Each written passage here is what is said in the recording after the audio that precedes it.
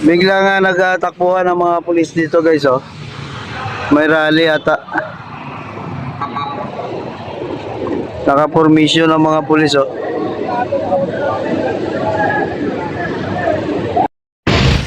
Naka-formation na guys ang mga kapulisan dito sa may Akalaw sa nag-abang sa parating na mga rallyista. So,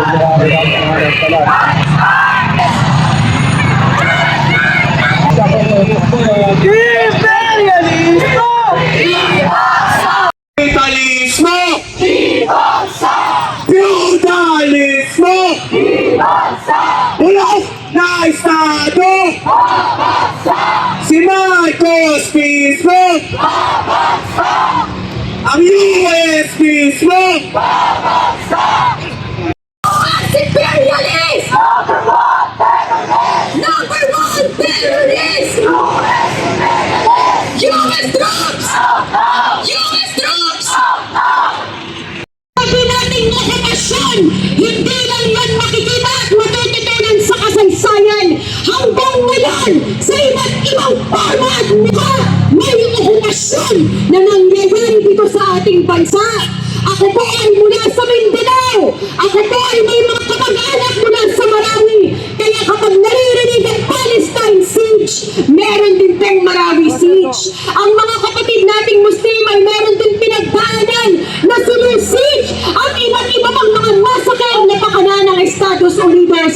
Kaya po sa Philippines-Palestine Friendship Association ay maling kinokondina ang korot at pangterote at teroristang rehimen ni Donald Trump at ang patuloy na pangangayupama at pagpapakatula ni Marcos Jr. sa Estados Unidos.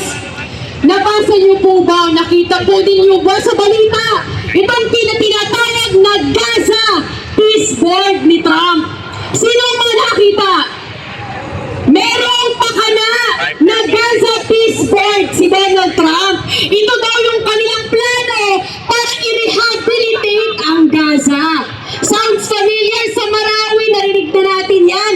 I-rehabilitate daw ang Marawi. Hanggang ngayon ba ay na-rehabilitate ba ang Marawi? Di na ginagawa niyang paglakastangan sa Gaza sa pamumuna ni Donald Trump, sa pamumuna at pagre-recruit niya ng mga kapwa kriminal, mga war criminals, bilyonaryo, walang ni isang Palestina sa kanyang Gaza Peace Board.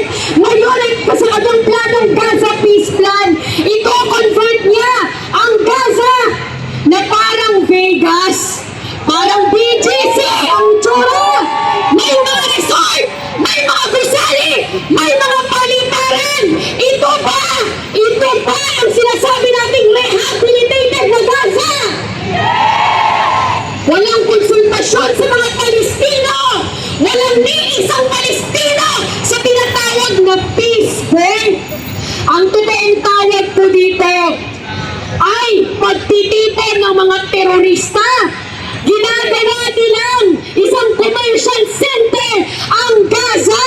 Ito ay malayo sa pagbibigay ng tulong at ayuda sa Gaza.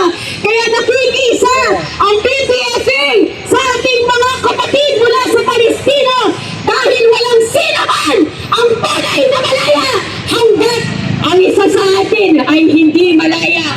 Kaya para ipagpatuloy ang ating programa at ilatag ang kahalagahan ng paninindigan ng mga Pilipino sa pagkundina sa pagpapakatuta ng rehimen ni Marcos Jr. Tinatawagan ng tagapagsalita mula sa Anakbayan NCR mula ni ngayon ay lumalaban! Artista! Pagbayan! Makipagam! Huwag matakot! Huwag matakot! Makipagam!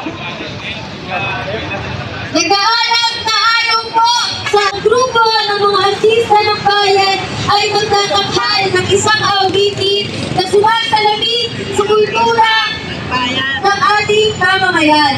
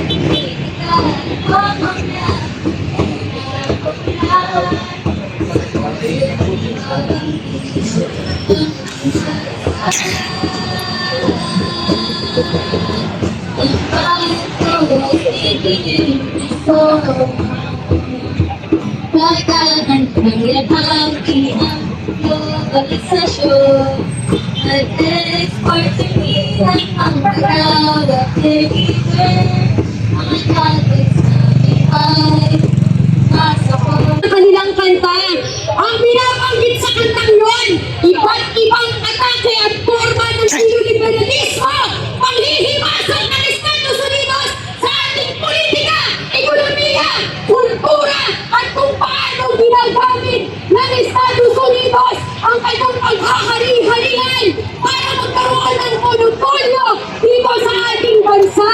Kaya mga kasama, tuloy-tuloy ang ating panawagan, itaas mula dito sa harap hanggang sa likod, mga kasama, itaas ang mga kamo, itaas ang mga panawagan. US Trump! US Trump! Imperialismo! Imperialismo! Number one there is today! Number one there is today! Tuloy-tuloy pa rin po ang ating programa para sa ating mga susunod na tagapagsalita para naman magbigay ng kanilang mensahe at paninindigan at para ikwento sa atin ang pagkakapareha ng mga pinagdadaanan at hinaharap ng mga pambansang Minorya, mga katutubo at mga mamamayang oro sa harap ng terang agresyon at ng pagpalangkong ng Estados Unidos. Tinatawagan Yan guys, tapos na yung kanilang rally. At yung rally naman ay tagumpay na nasagawa. Dito pa rin yung ating mga kapulisan. So, tagumpay na napalabas naman nila ang kanilang mga hinanaing. Yan. Mabuhay po tayong lahat guys.